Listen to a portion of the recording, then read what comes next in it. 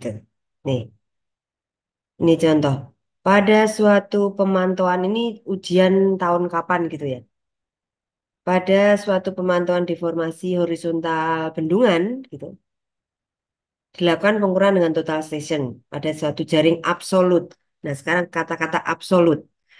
Kata-kata absolut kita kan ada dua jaring ya, absolut dan relatif gitu. Kalau absolut itu titik-titik referensinya itu berada di lokasi yang tidak terdeformasi. Oke, jadi ini seolah-olah ini dipasang dua titik pantau, diikatkan dua titik yang stabil. Karena absolut berarti dalam kasus ini nih, yang terdeformasi kan yang saya beri gambar ini. Berarti ini adalah titik pantau bendungannya, titik A dan B, gitu ya. Kemudian titik P ini di sini, ini sebagai titik referensi. Yang namanya titik referensi dia fix, tidak ada kesalahan dalam hitung pelataan dan terletak di luar kawasan. Kemudian ini karena total station nggak GPS ya. Nanti kalau GPS beda lagi dia. GPS nanti kalau yang sesar yang nanti akan kamu lakukan pengukuran ya beda datanya koordinat. Ini saya masih pakai total station. Ini dilakukan pengukuran jarak dari masing-masing eh, dua ya, dua titik referensi terhadap dua titik pantau. Titik referensi ini ke titik A ini 3 meter gitu ya. Ke titik B ini adalah 5,01. Berarti satu referensi dua. Kemudian dari titik Q ini dilakukan pengukuran juga ke A dan ke B. Kenapa ini harus 4 gitu? Ingat ya, pada saat Anda harus melakukan apa namanya hitungan perataan, harus ada ukuran lebih gitu.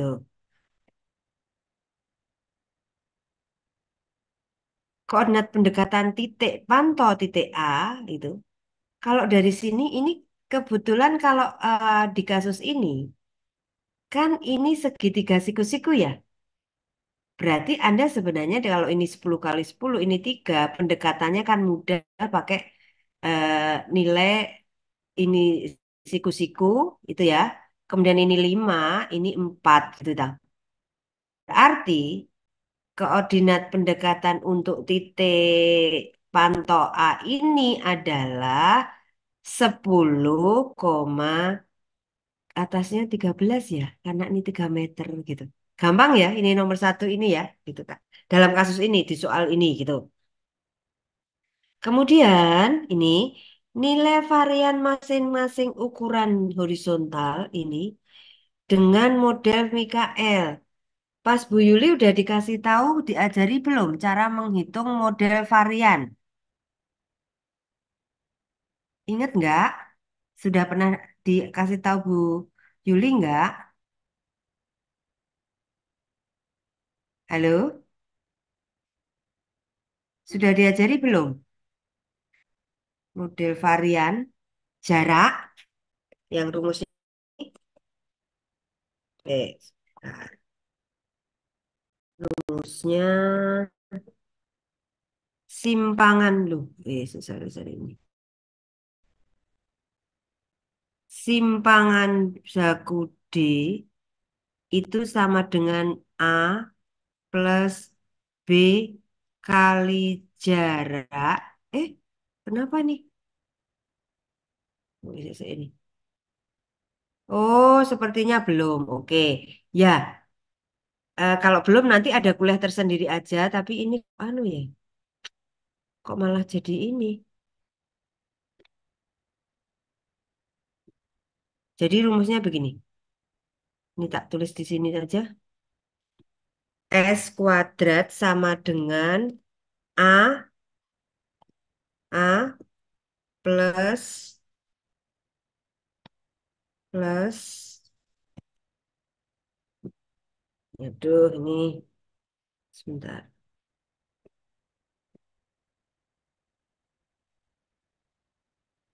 Sebentar. Terus di sini. Kuadrat nih sama dengan A plus B kali D dalam. Nah, nanti ini akan ada ya rumus nilai varian yang diperoleh tidak dari pengukuran berulang. Ini nanti kalau nanti waktunya ada saya jelaskan sendiri gitu ya. Artinya apa? Kalau saya ngukur sudut gitu, tidak berulang pun saya bisa menghitung simaan baku. Artinya apa? Ketelitian selama pengukuran itu bisa dicari. Asalkan kita tahu spek alatnya. Karena contoh untuk jarak ini, nilai A dan B itu diperoleh dari eh, apa namanya manual alatnya. Berapa nilai untuk alat yang kita pakai? Dah, ini kalau yang ngambil perataan, sorry, ngambil hitung perataan lanjut, itu pelajaran itu dikasih gitu ya. Oke, nah kemudian ini berarti nilai ketelitian alat yang tidak tergantung jarak itu 5. Artinya yang tadi 5A tadi sama dengan 5. Kan ketelitian yang tergantung jarak ini kebetulan 5. Jadi masing-masing jarak PA, PB, QA, PB ini dapat dihitung nilai variannya karena masing-masing jarak ini juga diketahui. Oke, jadi untuk soal nomor 2 ini Anda harus bisa mengerjakan gitu. Nanti secara khusus akan saya berikan. Bu, kenapa toh kok nilai varian itu harus dihitung? Ada yang tahu kenapa nilai varian harus dihitung? Ivan, tahu Ivan? Kenapa nilai varian harus dihitung? Atau siapa ini yang hadir? Marsha, Nadia, halo? Ada yang tahu kenapa ini saya harus menghitung varian Eh, masing-masing soal ukuran? soalnya pengukurannya itu juga mengandung kesalahan, jadi ketika Yes, diratakan harus dicantumkan. dicatat. Yes, betul, betul. Nah, karena loh, Bu, eh, kenapa nggak langsung dari ukuran? Kebetulan ini ukurnya 3 1 kali saja gitu. Tapi kalau misalnya dia pergi 2 seri rangkap atau 3 seri rangkap yang nilainya antar jarak itu berbeda, itu bisa dihitung nanti rata-ratanya dan simaan bakunya.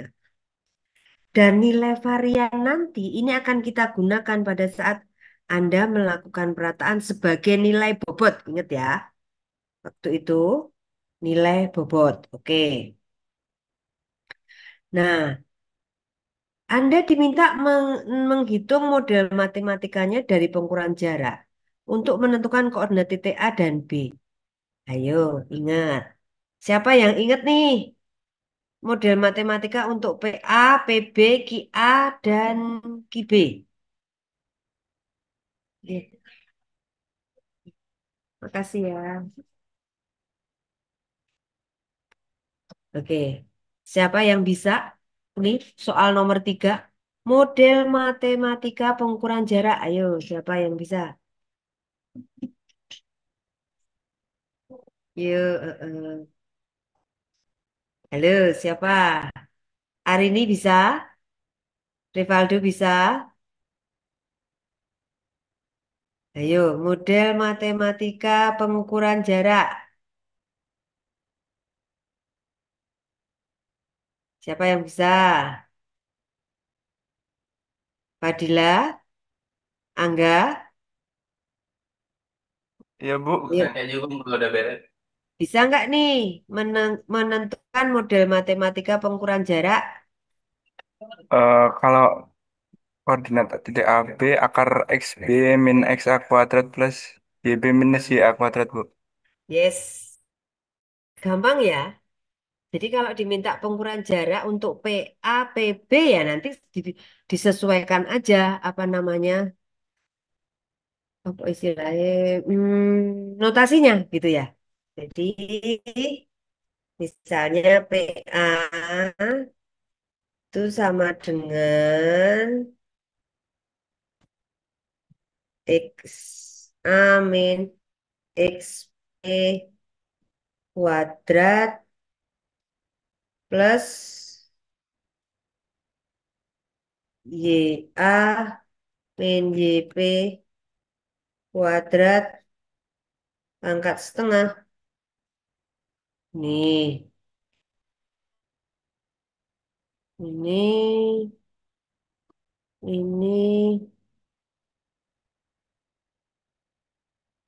ini. Nah, ini untuk PA ya ganti nanti. Bu, boleh ke A, silakan. Kalau ini untuk jarak. Tapi kalau untuk asimut, hati-hati nggak boleh. Ya, ini karena untuk jarak ya. Oke. Nah, Anda sudah bisa nih. Berarti ini nanti ada 4 persamaan karena ukurannya adalah 4. Tuh. Oke. Sekarang saya nanya nih nomor 4. Nilai matrik P1. Berarti kan bobot nih, gitu ya. Tak tanya. Dimensinya P berapa kali berapa ya? Ananda dan Najwa. Ayo, berapa ini dimensinya P?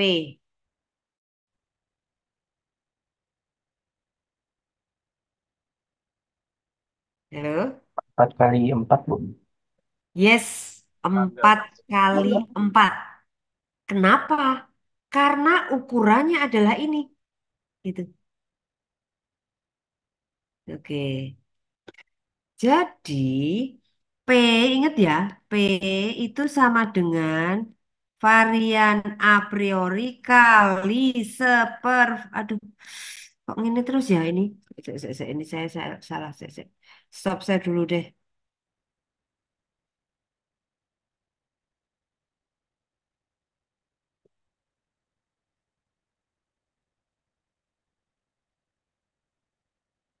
Open with,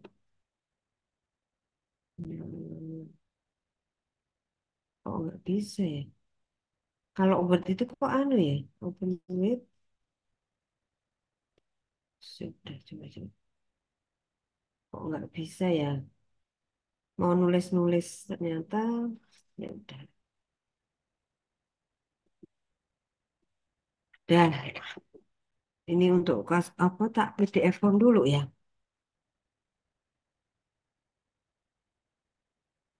Ini soal untuk S2 dulu. Oke, save file, save as, print PDF dulu aja.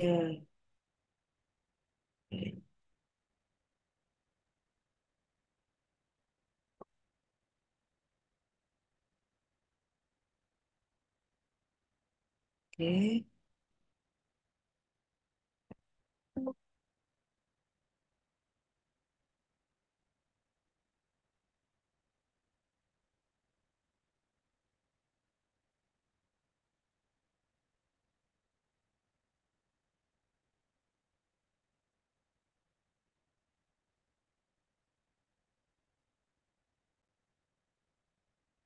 share screen nih ya.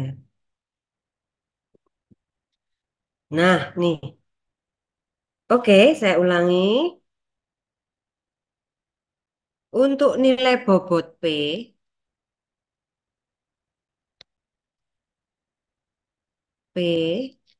itu dimensinya 4 kali 4 kan 4 sama dengan ini a priori varian kali sepervarian dari PA varian lo ya, kuadrat lo ya, sepervarian dari PB kuadrat, sepervarian dari QA kuadrat, dan sepervarian dari QB kuadrat. Ini nol nol. Pertanyaannya, kenapa 0 kali 0 ya? Halo, bobotnya kenapa 0 kali 0? Ada yang tahu? Karena tidak ada korelasinya, Bu. Yes, betul. Oke. Oke ya. Nah, ketemu bobot, ini varian, ini Anda dapat dari soal yang nomor 2 tadi. Kan Anda nilai varian jarak masing-masing ada. Sehingga nilai bobot ini bisa Anda tentukan. Oke, sekarang matrik A. Ayo ingat, matrik A itu adalah linearisasi persamaan jarak ini terhadap parameter yang akan kita cari. Parameter yang akan dicari itu kan XA, YA, XB, YB gitu. Nih, isi matrik A. Linearisasi persamaan jarak terhadap semua parameternya. Otomatis kan ini harus tahu A, YA, XB, YB. Ya harus ingat, linearisasi jarak terhadap X itu adalah delta X per jarak. Lah, delta X-nya mana ya? XA min XP gitu. Kalau turunan D terhadap Y itu delta Y per D. Bu, lah ini kan kalau X itu ada XA sama XP.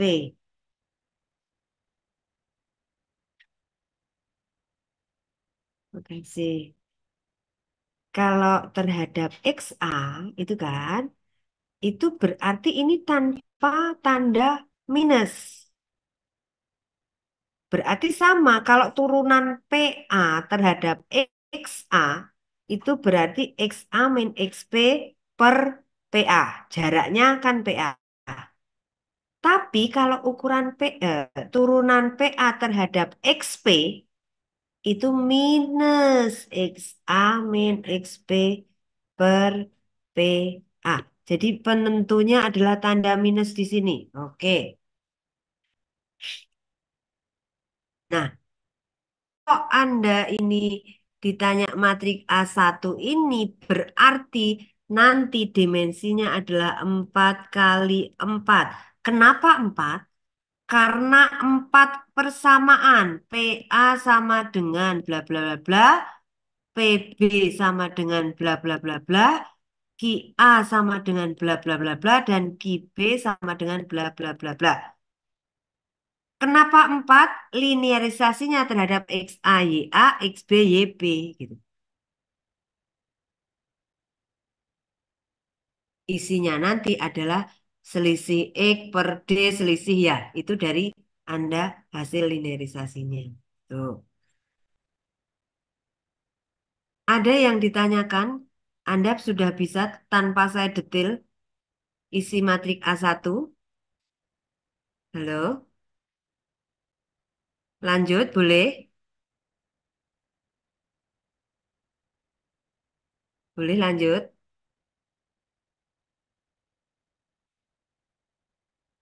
Atau ada yang ditanyakan, Bu, ceritakan lebih detail. Ya tak ceritakan. Ada yang belum paham nih? Ini sudah mata kuliah pilihan loh ya. Pilihan itu sebenarnya nanti ini kalau mendukung kompetensi skripsinya, kemudian kesenangannya, passionnya gitu, ya memang harus ngerti benar gitu. Oke, lanjut ini Boleh isi lanjut, Bu. matrik. Boleh, siap. Nah, sekarang isi matrik F. F ini selalu dimensinya adalah jumlah ukuran kali satu. Karena ini model matematikanya itu tidak linear. Kenapa tidak linear? Karena jarak, maka saya langsung bisa isi matrik F1 sama dengan nih, PA pendekatan dikurangi PA. Ukuran P, B, P, B. Kemudian QA pendekatan min QA dan QB pendekatan min Q. Sudah, itu. Gampang banget nih, nilainya dapat 10. Nah, apabila setelah perataan tersebut diperoleh nilai apos teori varian 1,2. Lakukan uji global setelah perataan skala 1. Waduh. Berarti ini kita sudah ingat uji statistik. Sebentar. Uji statistik. Oke ya. Bahwa skala 1 itu tadi dari hasil hitungan Anda akan ketemu X, Y, titik A, titik A dan X, B, Y, B, titik skala 1. Terus skala 2 ukurannya sama tapi waktu yang berbeda. X A aksen, Y A aksen, X B aksen, Y B aksen. Oke. Dari hasil perataan, selain diperoleh nilai ini, nilai parameternya, Anda juga diperoleh nilai varian dari masing-masing ini. Nah, tak tulis aja nih. Varian dari varian XA, varian YA, varian XB, dan varian. Nah, ini untuk kala 1 juga, untuk kala 2 juga. Selain itu, apa yang diperoleh lagi? Yaitu nilai a posteriori varian kala 1, a posteriori varian kala 2. Nih, kala 2 ini ya. Ini kala 1. Apa yang diperoleh lagi selain itu? Residu dari PA, residu dari P, residu dari QA, dan residu dari QB. Demikian juga untuk kala 2. Dah.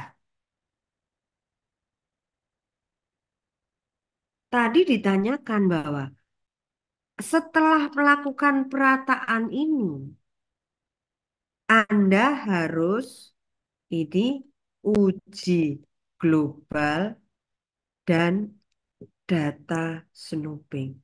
Jadi setiap apa namanya eh, kala Anda harus melakukan hitungan uji global dan data snooping. Uji global ini adalah untuk menguji secara global ada nggak kesalahan tidak acak yang terjadi di pengukuran. Apa yang diperlukan yaitu nilai a priori varian. A priori di varian ini Anda gunakan pada saat Anda membentuk matrik P tadi bobot. Apakah nilainya 1 atau 100 atau ketelitian dari alat, silakan. Anda harus dicatat. Kemudian pada uji global Anda harus cari juga nilai a posteriori varian ini pakai caping ini. Kemudian berapa jumlah ukurannya atau langsung aja derajat kebebasannya. Derajat kebebasan ini diperoleh dari jumlah ukuran dikurangi jumlah parameter.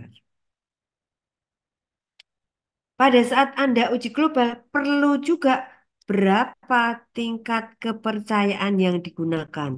95%.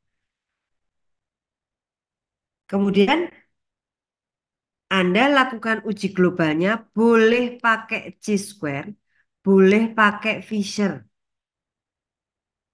Kenapa kalau chi-square? Kalau chi-square itu mengasumsikan bahwa data ukuran Anda itu sebagai sampel dan data yang digunakan untuk menghitung bobot tadi itu merupakan suatu yang terdistribusi normal. Ini kalau pakai chi-square. Atau kalau di perataan di uji statistik itu dikatakan dia adalah satu sampel. Artinya pembandingnya adalah data yang sudah terdistribusi slot. Jadi ini sebagai terdistribusi, ini distribusi normal, ini adalah sampel Anda. Tapi kalau Anda menggunakan Fisher itu bisa juga. Jadi Anda so, buku ada yang melakukan uji global pakai Chi-square sama Fisher. Itu adalah sebenarnya asumsi kita bagaimana gitu. Dua-duanya boleh. Kalau Fisher seolah-olah ini sebagai sampel satu gitu, dan ini sebagai sampel dua.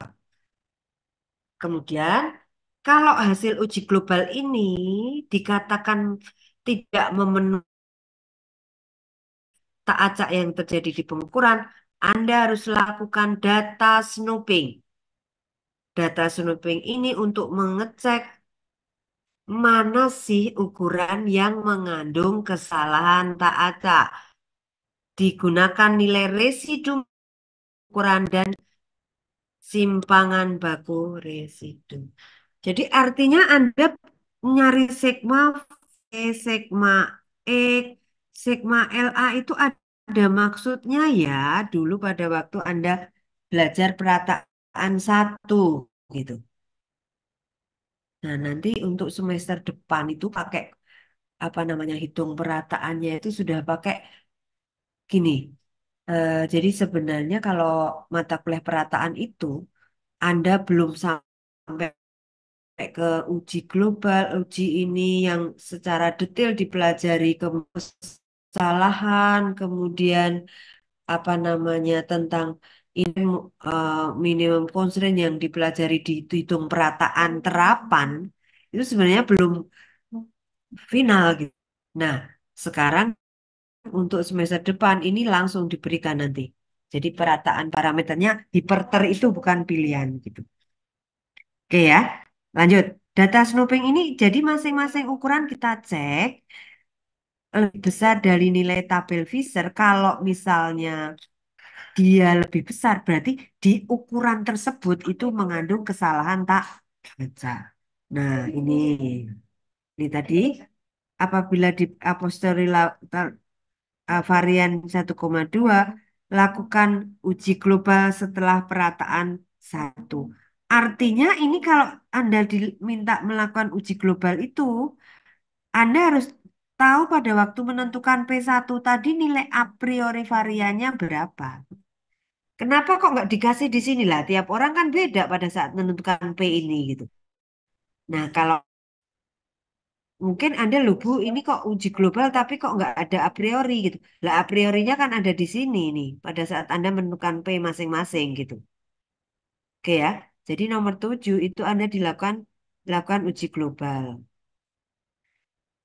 Nah, apabila setelah perataan tersebut diperoleh matrik residu dan matrik varian kovarian residu tadi, lakukan data snooping setelah perataan kala satu. Artinya, ini VPA dan simaan baku VPA ini ada semua ini. Sehingga Anda bisa melakukan apa namanya data snooping untuk empat data ini. Oke, oke ya. Jadi Anda tahu ya, setelah perataan itu pasti harus uji global dan data snooping. Ini kan seolah-olah ini data kala satu aja yang diuji, tapi harusnya dua data itu diuji. Itu ya. Jadi ini data snooping dan perataan. Berarti ya Anda tadi V-nya berapa, PQ gitu. Terus ini PQ gitu. V. Berapa V, P, PA atau PA dengan ini PA. Terus PB ini ada 4. Anda masing-masing nih masing-masing dihitung. Lah ini nilainya lebih kecil atau lebih besar gitu. Nah, karena ini tidak diketahui nilainya ya Anda notasi ini aja Anda tulis gitu. Ini nilai bandingkan dengan nilai tabelnya berapa berapa gitu. Oke ya. Jadi Anda harus juga bisa data snooping. Nah ini kalau apa namanya mahasiswa itu skripsi tentang deformasi itu ya hanya kayak gini kalau datanya data tesis. Cuman bedanya kalau skripsi kan studi kasus bendungan mana, studi kasus Candi Prambanan, studi kasus Candi Borobudur, studi kasus apa gitu. Jumlah persamaannya, jumlah ukurannya lebih gede gitu. Ya. Nah, terus setelah perataan tersebut, diplematik varian kovarian parameter, tentukan tahap hitungan plotting elip kesalahan. Oke. Ini mahasiswa ini ada yang ngambil mata kuliah hiperter nggak ya? Yang ngambil deformasi ini. Ada nggak? Halo? Ada nggak? Hitung perataan terapan ada ini? Halo? Kayaknya tidak ada, Bu. Oh, nggak ada. Oke, ini nggak ada ya harus tak buka nih lab kesalahan. Sebentar. Tak carikan dulu file. Nah, ini kan harus tak buka filenya. Ini kalau anak ini yang ngambil hiperdeformasi, ngambil perataan terapan, wus, gampang banget ini. Sebentar. Ini mata kuliah hitung elip kesalahan ya. Elip kesalahan.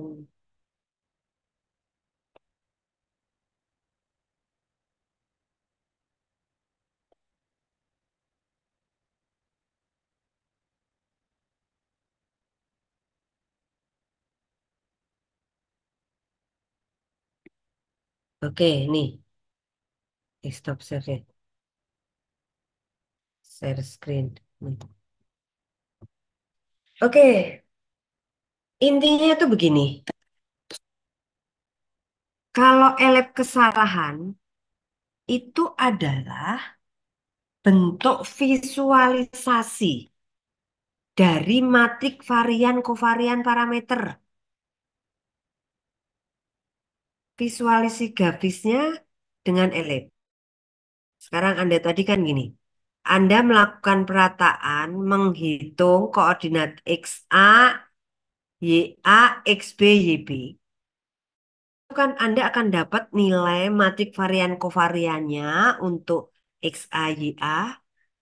Korelasinya juga diperoleh. Kovariannya juga diperoleh untuk titik A. Titik B juga demikian. Nah, kalau ditanya, terus itu visualisasi grafisnya itu gimana toh, Bu? Gitu. Itu dengan elip kesalahan. Jadi, kalau kita ngeplot suatu titik, Anda bayangkan ya, bayangkan satu titik 100,100 gitu ya. Terus nilai simpangan bab 2 senti gitu. Ini arahnya gimana toh gitu. Nggak bisa kalau tidak Anda cari elip kesalahannya dulu gitu. Oke, jadi contohnya ini pada saat Anda melakukan menghitung elip kesalahan ini, Anda harus menghitung dulu ini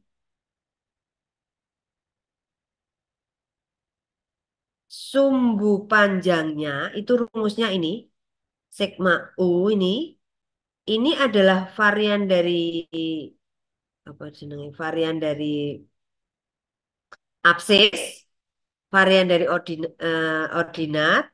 Ini kovariannya untuk mencari sumbu panjang. Ini mencari sumbu pendek. Dan ini orientasinya. Lah, orientasi sumbu panjang sumbu pendeknya itu dapat dari mana, Bu? Ini loh. Anda di sini punya titik. Ini X, ini Y. Orientasinya itu dari sumbu X berlawanan arah jam sebesar theta itu berlawanan jam ya. Ini adalah sumbu elip kesalahan untuk X dan ini sumbu elip kesalahan untuk Y. Stop share, aku harap menggambar ngasih contoh ke Anda. Mana ya?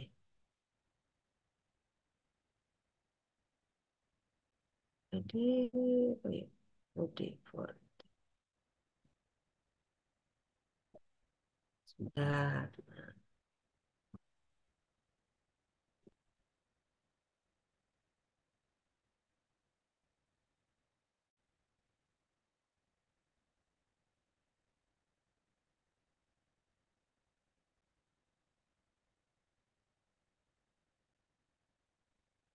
Share screen ini.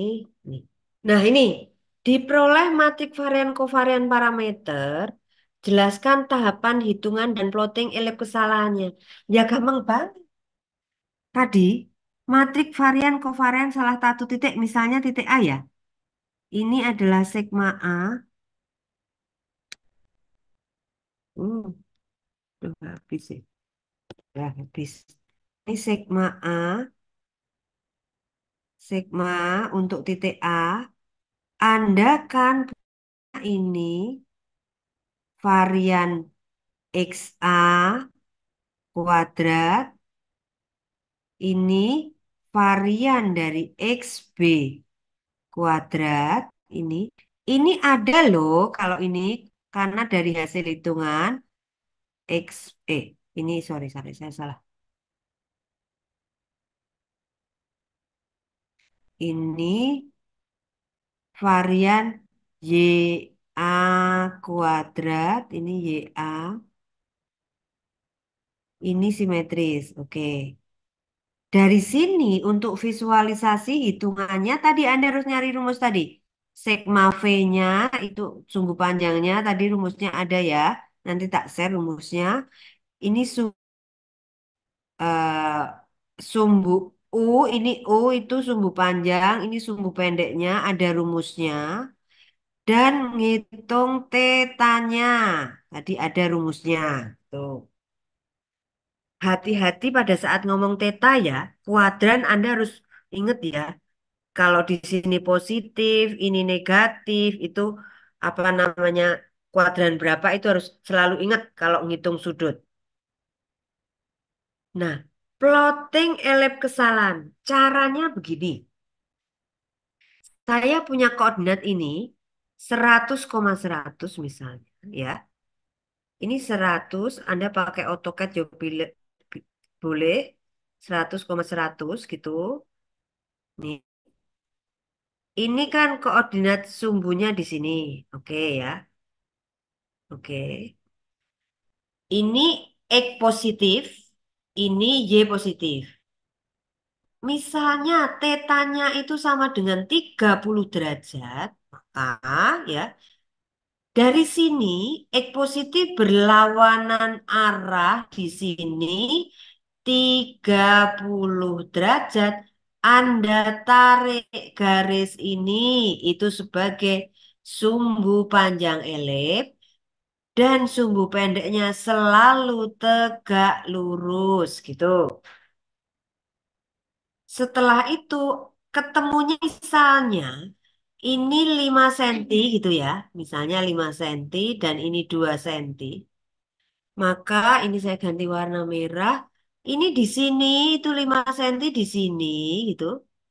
Nah, ini 5 gitu. Ini 5. 2 sentinya di sini. Nih, sumbu pendeknya 2 senti.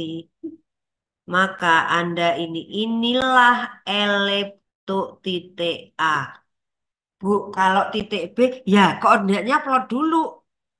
Kan dia punya koordinat. Cari sumbu panjang elip, sumbu pendeknya, berapa orientasinya. Jadi kalau elip kesalahan itu adalah masing-masing. Anda ingat pada saat Anda mengolah dengan apa Pi, komersial itu ada elip-elip itu adalah ya kalau ngitung seperti ini gitu.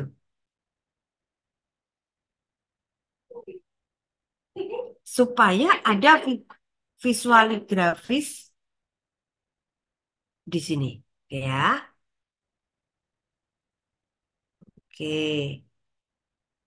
Ini apa ya? Misalnya setelah perataan diperoleh parameter akses ini matik dalam satu. Oke ya, ini untuk elep.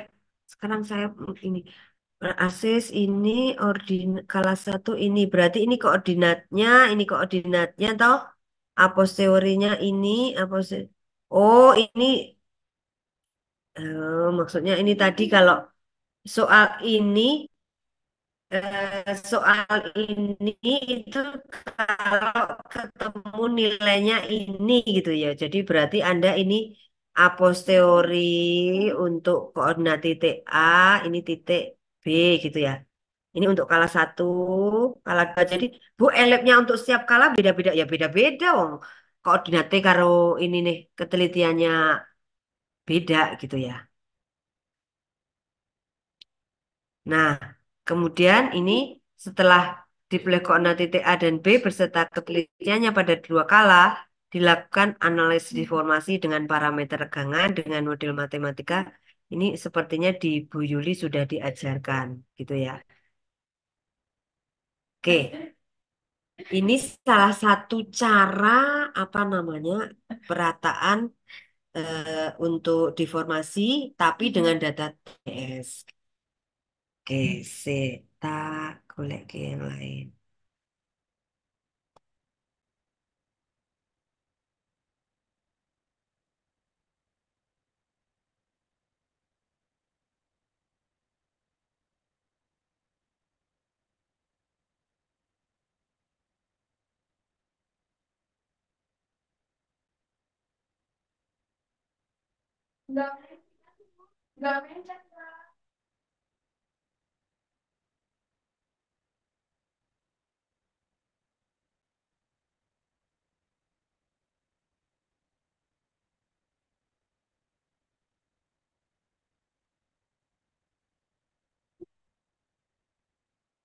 Saya kira itu sebentar, lainnya yang ini aja deh. Materi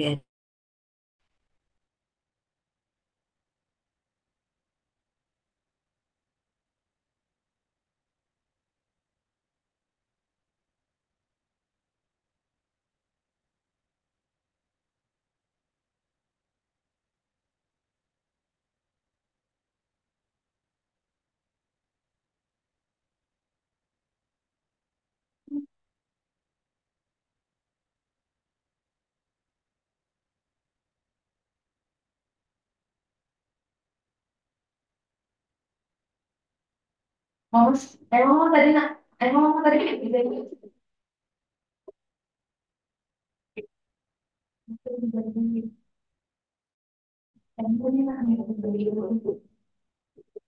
saya main chat mas.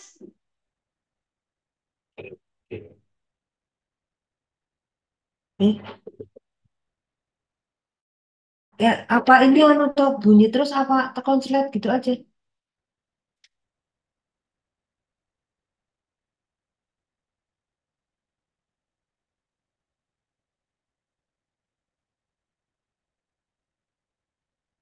Ya udah enggak ada deh.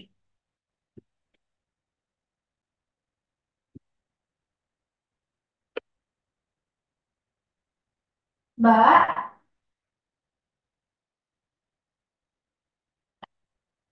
mbak,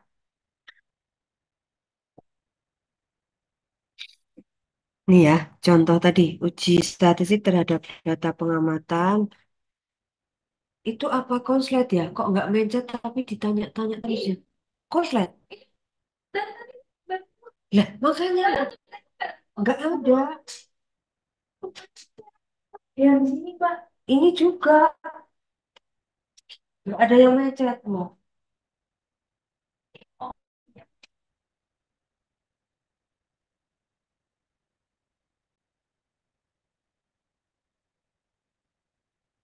aman nggak? Lah, oh iya nggak mencet. Ini sih bu, udah kalau nggak masuk kita. Oh ya udah, oh, oh. Ya, terima kasih.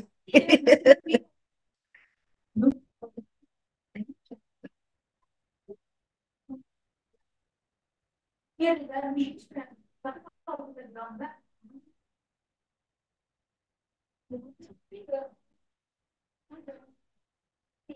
Ya, terima kasih. iya. Ya, oke ini ya uji global. Ini contoh tadi. menyusun hipotesis, menetapkan uji. Kalau ini pakai Fisher, kalau Fisher yaitu menganggap bahwa dua sampel gitu ya. Data Snoping, hipotesis awalnya tidak bermengalami kesalahan dan ini cuman baku. Oke, oke. Kemudian uji statistik gerakan vertikal. Kalau vertikal itu berarti hanya nilai tinggi saja. Nah, ada lagi ini, kalau ini uji kesebangunan jaring, ini adalah suatu uji bahwa itu bareng-bareng sudah melibatkan dua kala pengamatan gitu. Kala kan satu pengamatan dia punya jaring pemantauan. Kala kedua dia punya jaring. Ini tahap uji keseimbangan jaringan ini adalah untuk menggunakan uji global, memeriksa apakah bentuk jaringan yang dipakai setiap kala itu mengalami perubahan. Tahap pengujiannya seperti ini. Nah, kalau untuk uji kesebangunan jaring, ini model matematikanya dengan metode kondisi, gitu. UD, VD plus D sama dengan nol. Ini kemudian konsepnya sebenarnya sama dengan uji global pada waktu Anda lakukan hitungan setelah perataan. Ingat ya, kalau setelah perataan masing-masing dilakukan uji global sama data snoping. Kalau di dua data kala pengamatan kesemuan jaring, ini sudah ujinya kesemuan jaring dan uji pergeseran titik gitu. Kesemuan jaring itu artinya secara global jaringnya ada perubahan enggak? Kalau ada perubahan berarti kan terdeformasi. Kalau uji apa namanya data pergeseran titik itu sebenarnya data snooping, pengen ngerti titik mana yang geser gitu. Itu konsep di uji keseimbangan jaring. Modelnya ini pakai metode kombinasi.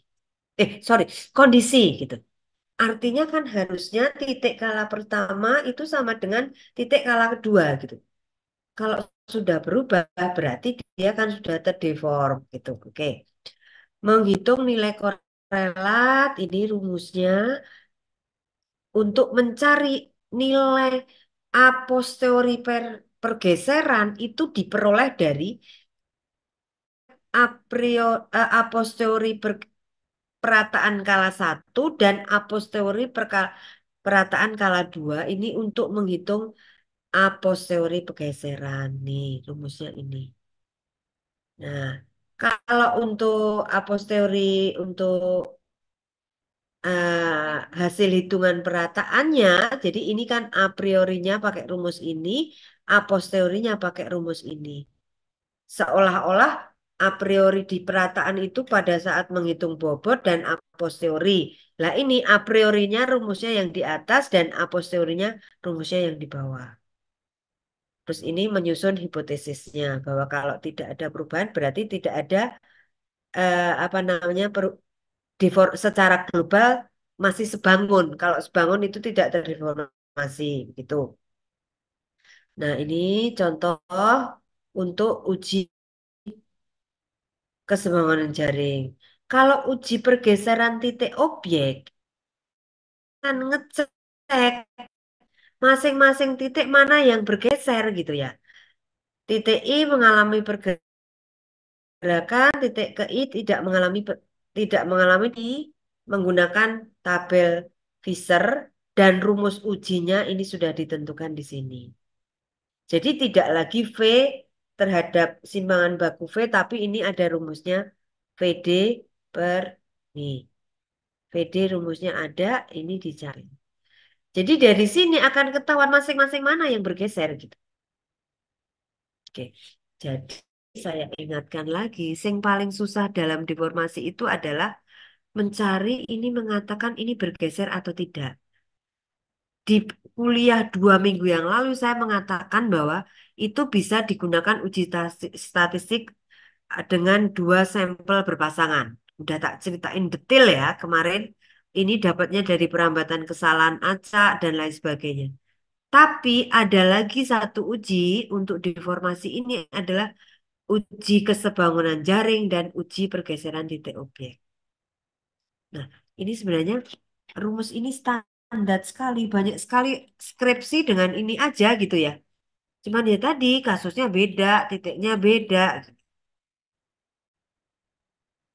Kalau rumus-rumusnya ya wes persamaannya ya gitu-gitu aja. Kalau nggak jarak, sudut, asimut gitu. Karena di pekerjaan kita kan kalau teres dia vertikal gitu. Oke, ada pertanyaan nih. Halo, ada pertanyaan? Kalau nggak pertanyaan, saya tak absen sih wes. Absen. Ini apa ya? Si master apa?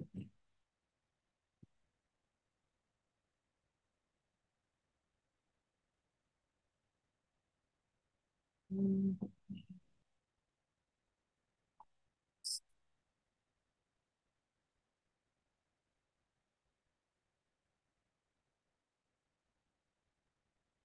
aku 62, 86, 1. Ini mengganti kuliah di formasi yang kemarin ya. Ini saya nggak bisa mengajar. Info kehadiran mahasiswa,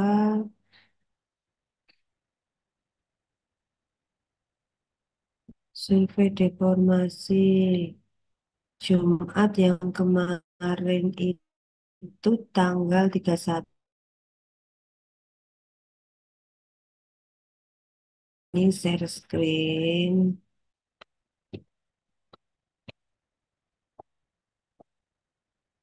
Oke, ini kuliah tadi ini jam 8.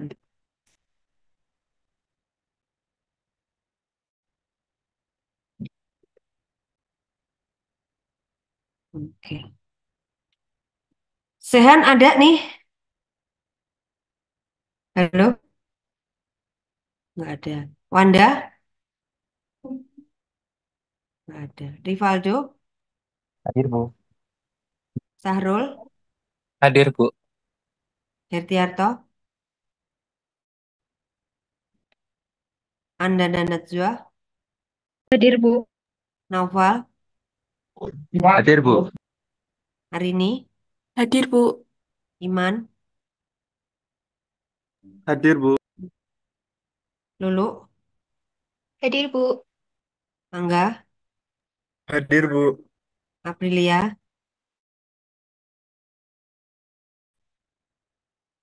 Putri? Nadia? Hadir, Bu. Delin?